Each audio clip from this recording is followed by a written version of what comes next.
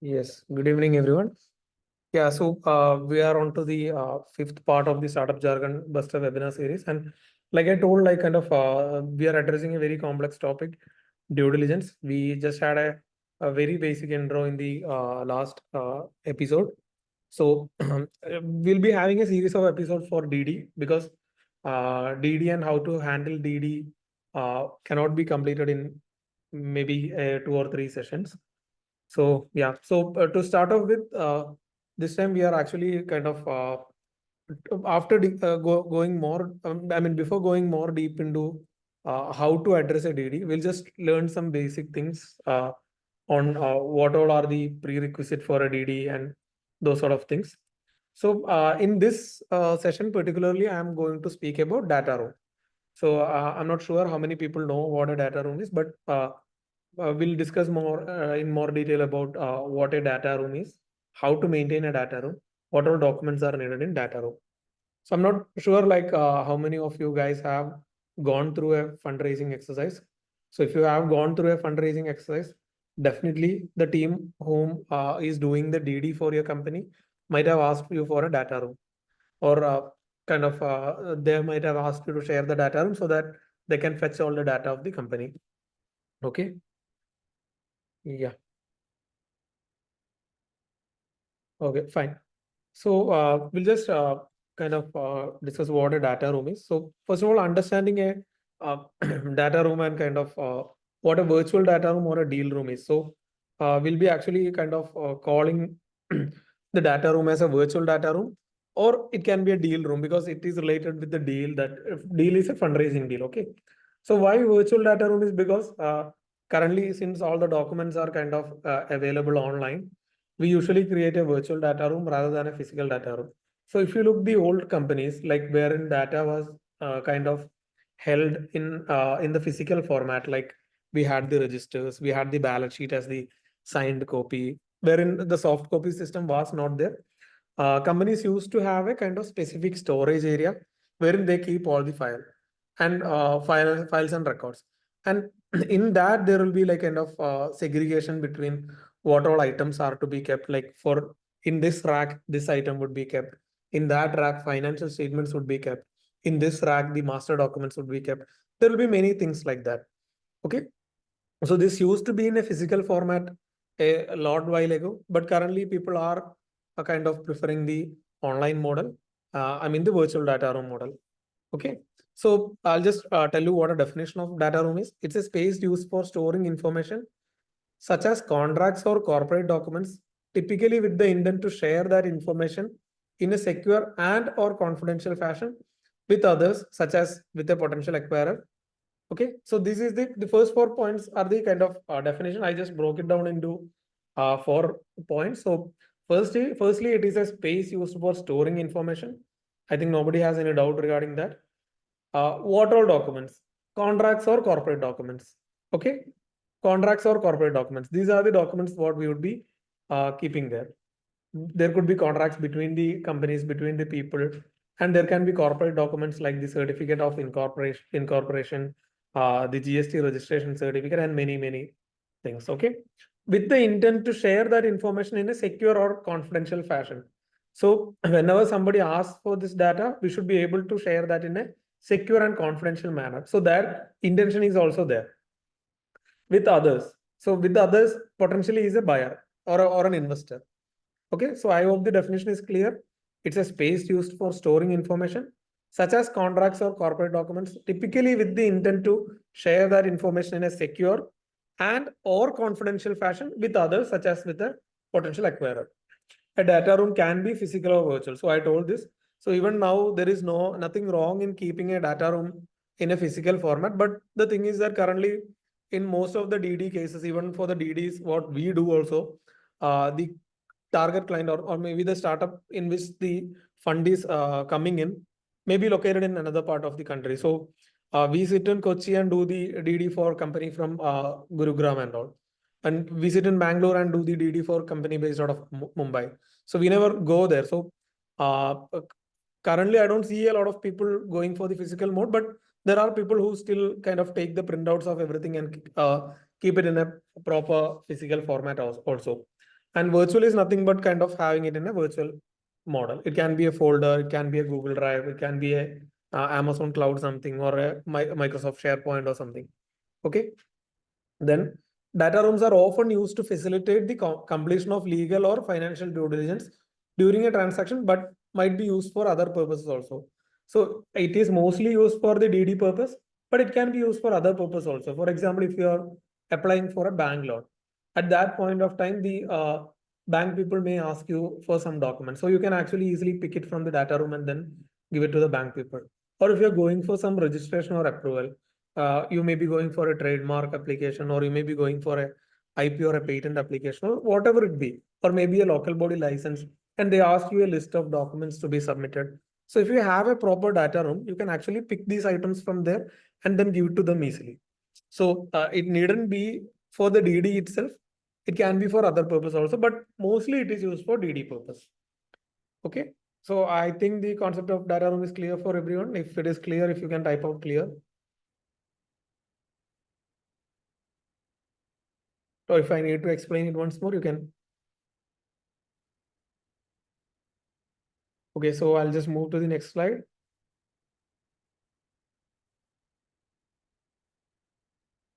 Okay.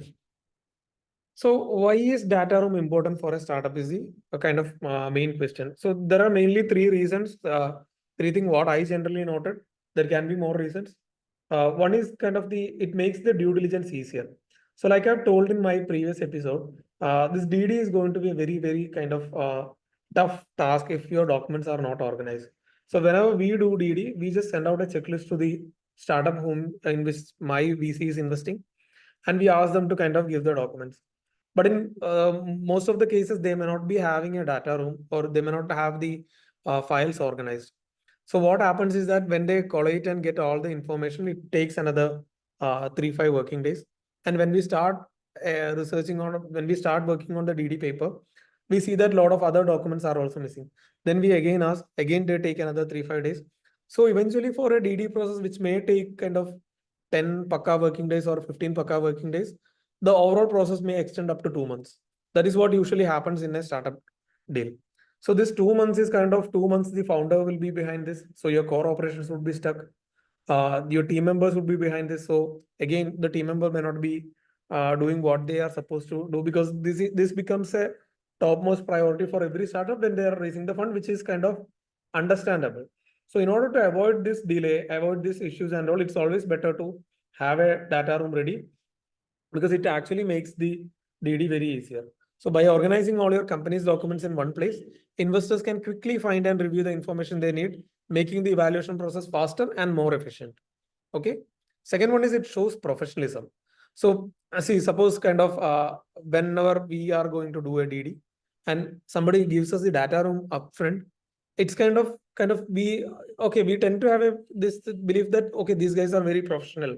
They're maintaining the data so so perfectly, and it's easy for us to pick out the data also. So they have everything. It actually kind of reflects a professionalism, and that also kind of creates a kind of feeling that these guys are serious about their business. They are kind of very serious about their business. They are keeping the data properly, and this actually increases our confidence and trust. Not only our, when I say our, it can be the investor also. So we represent the investors. So I'm telling this from a DD doing perspective rather than a DD addressing perspective, because then only you'll be understanding, like from if you are a startup founder, I think my POV as a person who performs the DD would be better for you to understand, like what am I looking for in a DD. Okay, so I think I'm telling in that perspective, it actually provides a lot of confidence and trust for us and for the investor as well when there is a proper data room and things. So having a well-organized data room demonstrate to investors that you are well prepared and take your business seriously, which can instill confidence and trust. Okay. Then the third one is keeps information safe. So with controlled access, you can ensure that only authorized individuals have access to sensitive documents, protecting your company's confidential information from unauthorized viewing or theft. Okay. So basically, the thing is that when there are controls set in a data room, like where we are giving only limited access, unauthorized people. So see, when I say kind of unauthorized people, like you have a company, you have a finance team, and you have the CEO's office. I don't think the information about the finance should be shared with the operations team, whose duties are the operational activities. Similarly, the operations data shouldn't be shared with the finance team, if not necessary. In many cases, it will be necessary. So basically, we can keep control over the data. We can restrict the access to unauthorized people, and that's actually very important for a startup and for every company. So it keeps the information safe. So why a data room is important? It makes due diligence easier, it shows professionalism, and it keeps your information safe. So I hope this point is clear to you. So if this is clear, please type out it's clear so that I can move to the next slide.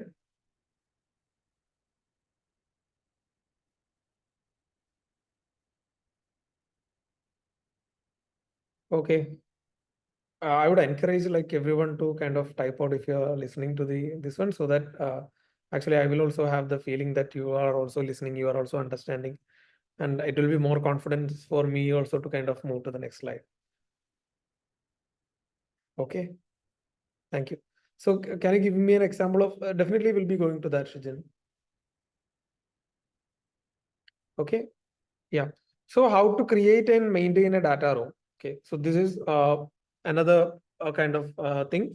How to create and maintain a data room. So I'll just so basically here also I identified 3 points. One is choosing the right platform.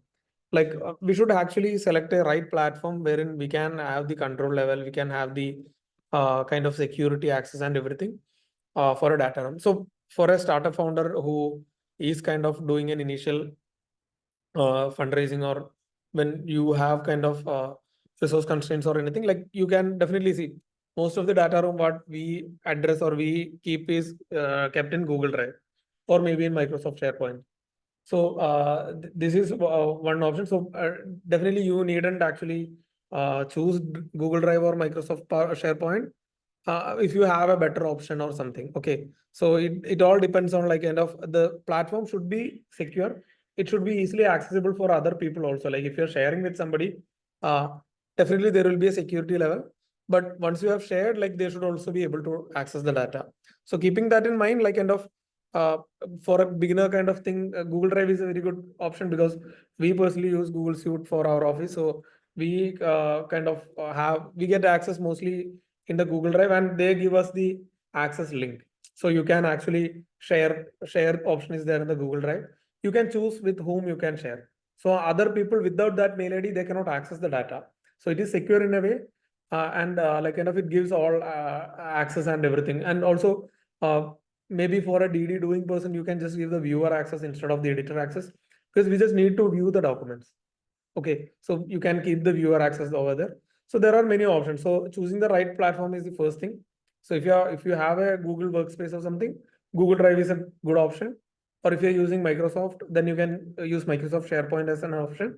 I'm not sure like how it works in Amazon Cloud or anything, but definitely if you have some other better option, you can definitely go for that. So first thing is choosing the right platform. Okay. So select a secure and reliable data room platform that offers features like document control, access levels, and activity tracking. Activity tracking is also very important. So if at all somebody deletes any data, or if at all somebody kind of edits any data, you should be able to track the activity. Definitely that feature is there in Google Drive. Okay. There are many options available that cater specifically to startups. So if you can research, there are many options. So yeah, that is about this one. Then organize your documents.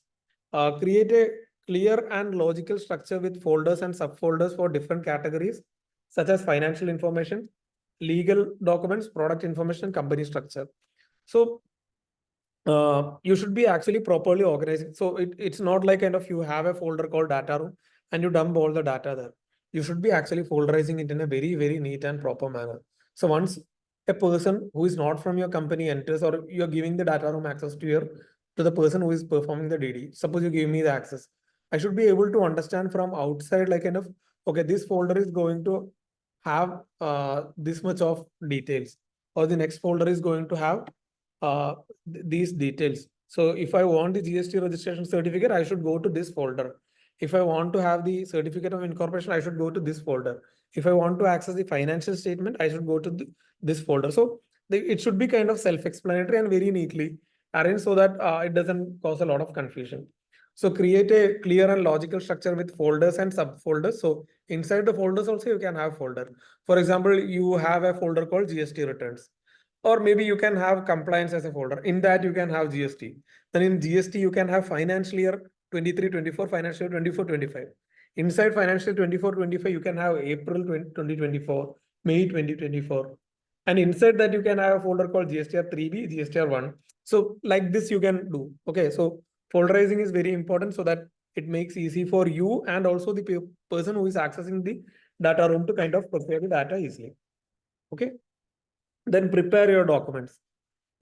See, one thing like kind of data room creation is one process, and preparing the data room always ready or updating the data room is kind of also another process that should be happening in real time. Because see, you have a kind of you update your data room today. 6 months later, many things will be changing. You'll be having 6 months GST filing. You'll be having 6 months TDS filing. And if you are in the 6 months from say April to September, or say from June to July to December, definitely your annual filing would have also been gone through in this period. So definitely these data would also need to be updated. So it's always better to kind of, once your GST filing is done, pick the thing, put it in the folder. Once your annual filing is done, pick the thing, put it in the folder, and kind of update it on a regular day-to-day basis. So when I say day-to-day basis, kind of maybe in a month, not daily you will have to update, but you'll have to update it kind of in a very frequent manner. Okay. So preparing your documents is the third thing. So ensure all documents are up to date, accurate, and professionally formatted. So the professional formatting is what kind of like kind of the naming should be very proper, because see the GST returns and all, if you download, it may be having the file name as the acknowledgement number, which may not be kind of identifiable for a third party. So we'll have to double click again, go inside and find it out. So like make life simple for everyone, even for you. Next time when somebody asks you for a GST return for a month, maybe a bank person asks you if you have a bank loan, you should be able to pick it up from outside and then give it. So naming the folder is kind of naming the file is also very important, and keeping it in a well neat manner is very important. And this includes financial statements, business plans, patents, and other key documents. So everything should be properly kept. So these are the three things: choosing the right platform, organizing your documents properly, and prepare your documents, like keep everything up to date. Okay, so I think this is this slide clear to everyone. If it's clear, please type out clear so that I can move to the next slide.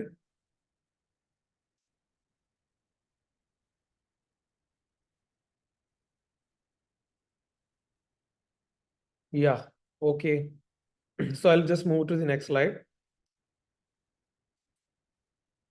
Yeah, so what are the essential items in a data room? That's the kind of most important question. So see, the essential items in a data room is kind of one thing could be the master documents. When I say master documents, it is a certificate of incorporation. These things won't be changing much frequently. So you have a certificate of incorporation. It is for the lifetime unless and until you maybe change the name of the company, or you change the state of the company. I mean, state means the from Kerala to Karnataka, or from Maharashtra to Haryana or something like that. Then only you'll be having a new incorporation certificate, else it would remain same. Same is the case with memorandum of association and articles of association. But if you are amending your capital, definitely you will be having an amended MOA. If your investors are coming in and you want to amend the articles, definitely you'll be having a kind of amended AOA. But you can actually have a folder for MOA, and you can keep all the MOAs, the initial MOA. I mean, because every MOA is important. It's not like kind of once you have an amended MOA, the old MOA, the DD team may not ask those things. There is nothing like that. So everything is important. It's all kind of master documents with respect to your company. Then you can keep your PAN card in that, and you can keep your TAN card also. So TAN card is kind of TAN letter, not TAN card actually, TAN letter. So PAN card will be one only for the company, but I think TAN will, you can have multiple based on the location you are in. GST also, you can have state-wise GST. You can have different business vertical. Then you can have multiple GST certificates. So you can put that also in that. Okay, that is the master documents. Then comes the company overview, wherein you can keep your business plan. You can keep your mission, vision, and value propositions and all. You can keep your market analysis, some research report or something. If you have anything, see, these are not kind of necessary documents. If you have, you can keep all this. And maybe kind of if you have some organizational policy or something, that also you can maybe keep here. Then is the financial information. It is the historical financial statements. Since starting onwards, whatever financial statements you have, you can folder it in the financial information sheet. You can keep the financial projections and budgets also, and definitely the cap table during detailing ownership structure. So at multiple levels, your cap table would get amended. So you should be having the updated cap table in one stage, and maybe you can have a roundwise folder or something wherein you can have the cap table just after that fundraising round. So cap table is nothing but the shareholding structure of the company. I think I have told about this in some previous seminar. Okay. Then the legal documents. In the legal documents, again, incorporation documents can be a legal doc. See, there it can be overlapping in some cases, because I'm just trying to pull it out from here or there, and you can actually keep everything kind of based on your this one. So cap table is Jagdish. It's nothing but the capitalization table. It's the shareholding pattern of the company. So you have say Abhijit and Jagdish are the partners, and I have 10,000 shares and you have 10,000 shares, and the total shares of the company is 20,000. It will be like kind of Abhijit 10,000 shares, 50%, Jagadish 10,000 shares, 50%, total 20,000, 100%. So that is called cap table. So when you have investors coming in, definitely the shareholding pattern keeps on changing. So that is the cap table. It's the short form of capitalization table. What is the capital structure of the company? Then in legal documents, we can have the incorporation documents, we can have the intellectual property right, we can have the patent document, trademark document and all. We can have the contracts and agreements with customers, suppliers and employees also. We can have the resolutions and minutes of the companies in that folder. Or maybe we can have a secretarial folder separately. There is no hard and fast rule. Then product and technology, product description and roadmap, details of technology stack, information on R&D activities. If you're a tech company, you can keep a folder like this. Then market and sales, you can have a market research and competitive analysis kind of thing. You can have a sales strategy and traction kind of thing. Customer testimonials and case studies you can keep in one folder. So these are not, there is no hard and fast rule. These are just kind of indicators. Then team and management. Okay. This is kind of bios of key team members. You can have a biodata of the team members. You can have an organizational chart. You can have the employee agreement, and if they have any employee stock option plans or something, those things you can keep there. You can have the kind of, if there is an HR policy for the organization, that you can keep in this folder. So that's another thing. Then operations and operational processes. If there are any internal processes and procedures which you have a standard operating procedure kind of a document, that you can keep in this folder. And then if you have a supply chain management, if there is something, some structure kind of thing for that, you can keep that. And if you have any certification or awards, you can keep in that folder. See, these are just indicative things. Okay, nothing hard and fast about this. Folderize it in such a manner that you feel that it is understanding for you, and if another person looks, it's understanding for them also. Then the most important thing, like I kept it for the last, the taxation and compliance documents, wherein we'll be keeping the GST filings and calculations. These are the things which requires frequent updations. Okay, so we'll have to put a new folder every month for GST filings. For TDS filings, we'll have to under income tax itself, TDS comes, advance tax comes, annual ITR filing comes. All these things would be coming there. Then ROC filings. So we'll be having the kind of annual ROC filings. And if you're raising any capital, then you will have a SH7 filing, MGT14. There are many ROC forms related to that. Those filings and also the related resolutions you can keep there. Then you can, there are statutory registers which the law mandates to be kept, that you can maintain. For example, there is a shareholders register, there is a directors register, there is a share transfer register which the Companies Act prescribe and all. Okay. Then labor law filings and calculations is something else, like wherein you can keep the folder for EPF and ESI filings or any other local, this one, labor law compliances. Okay, so I hope what are these things. See, this is an indicative list. Again, I'm telling it is an indicative list. There is no hard and fast rule, but keep it in a format in which it's understandable for the people. Like kind of try to folderize it properly. Try to have subfolders properly so that people don't see it. Just keep in mind that you are not the sole user of your data room. Definitely, there will be somebody else also who would be required to use your data room. So maintain it in such a manner. Okay. So that's all about data room. So regularly update your data room to ensure it accurately reflects the current state of affairs of the company. And data room is a valuable tool for fundraising.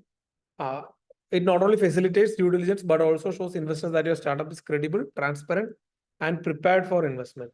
So like I told, like kind of it's a never ending process. Like as long as you have the company, you will have to kind of maintain the data room as it is. Okay, so that's it from my end. So now you can shoot your questions.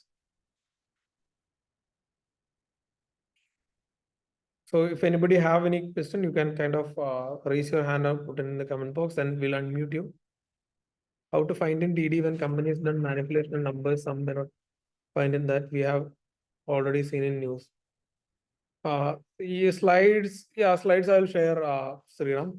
So Shijin, that's another complex thing, like we'll have to address it in a later thing or something. See, basically the advice would be like kind of not to do any fraud or anything. That is what I will have to, like it's up to the DD tips and that is a procedure, like we are trained in that, like kind of there can be frauds that may not be identified by a chartered accountant or a DD team also. It can be in that manner also. There is no guarantee that once a DD is done, the frauds would be 100% identifiable. We perform the DD with the intention to kind of try to find out what the anomalies are, what are the issues the company is having, is there any discrepancies with the uh, tax returns that you have filed or something. Those things we'll be doing, but that doesn't guarantee that kind of we can identify any fraud or anything. Like it's a kind of see, there will be something what we can identify, and then maybe when we dig deeper, we'll be identifying some fraud or something. Okay. Yeah, okay, sir. Okay, I understand. Actually, in some recent news, I find when a startup get into the big valuation numbers, so that's the stage finding it was a very manipulative number. So that's why I'm asking you, why can't you find it in a DD? Yeah, I understand.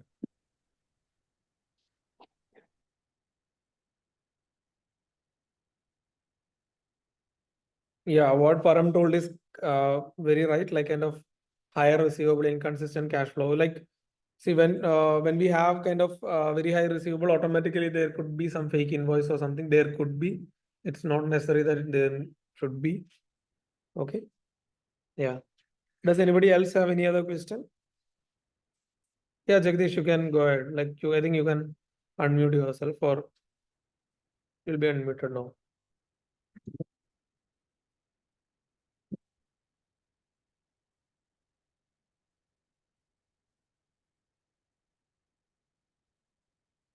Just a second, Jagdish. I'll just allow you now.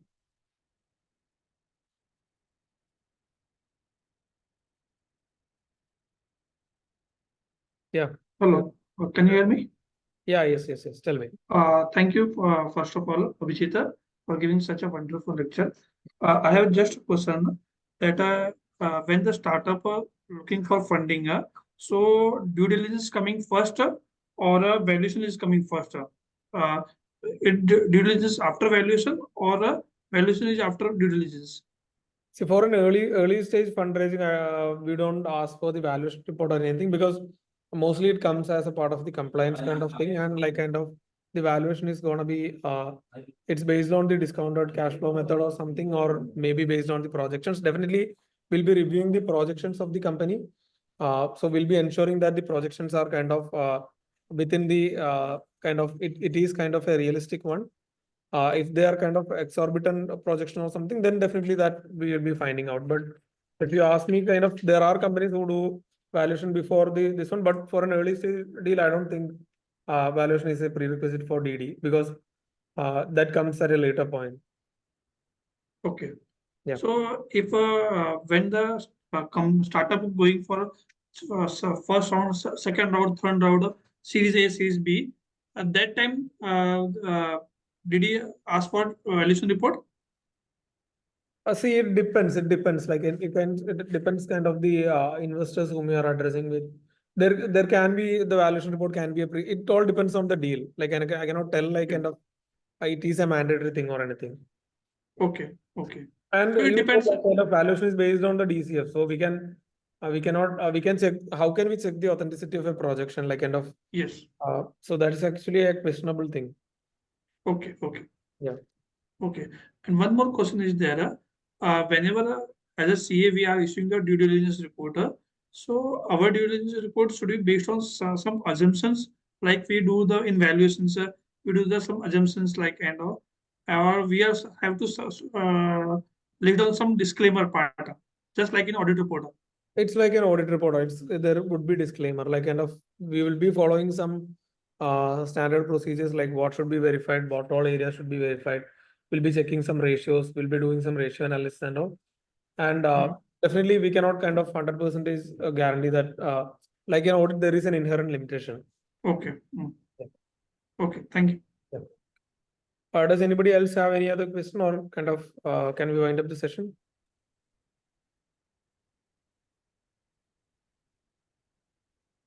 Yeah, so I think that's it. Like we'll just wind up the session. Everybody, thank you for joining. Okay, so we have Dinesh has just put the link to join our WhatsApp group, wherein we provide update about the like kind of sessions, what's happening. So I'll be sharing a link to the sample data room also. Maybe in I'll be sharing the link, or I'll be doing a screen sharing session in the next episode for you to understand like how we actually folderize a data room. Okay, so yeah, so that's it. Thank you everyone. So we'll be continuing with the DD process again in the next seminar, next episode. Thanks everyone. Thank you for making time to attend this seminar. Thank you. Bye.